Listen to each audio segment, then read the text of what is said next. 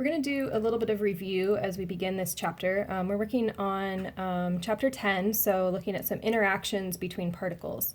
And so there's a simulation here that you should watch to help you fill in some of these observations about our solids and our liquids and our gases.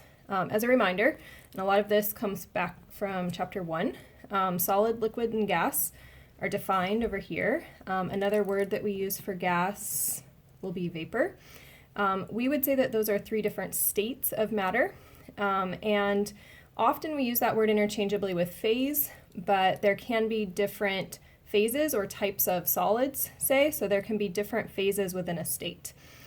So on this table, you just want to take some time to observe here at this website and think about some of the things that are asked here. So looking at like space between particles, you can see that the solid and the liquid particles are relatively very close together.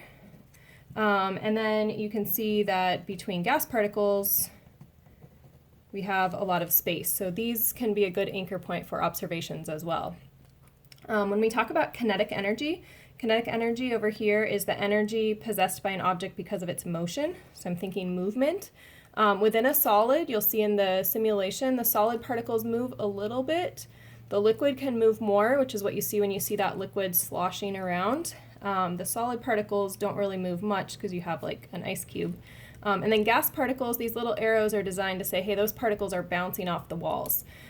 So we have relatively a tiny bit of kinetic energy, some kinetic energy, some energy of movement, and then we have lots of kinetic energy here. In terms of shape, you can see that solids keep their shape no matter what container you put them in. Liquids take on the shape of their container. Gases will fill a container and they'll actually go out and escape if you let them. So if you take the lid off, those gas particles will spread out into the room. If I add energy to a solid, that adding energy is the same, I could say, as adding movement. And so my solid will begin to melt. If I add energy to my liquid, it will boil. And this gas is already a gas, so those gas particles move even faster. Finally, if I put pressure on a solid or a liquid, I'm not going to change their volume a whole lot, but with a gas I can add pressure and I can actually condense that gas. So one more thing I want to put in your mind to start thinking about is that these solids and liquids, because they have this very little space between particles, this allows for or is partly caused by, so we could say allows for or is caused by relatively strong attractions between molecules. And so that's what we're going to be looking at in this chapter, are those attractions between those different molecules that cause something to stay solid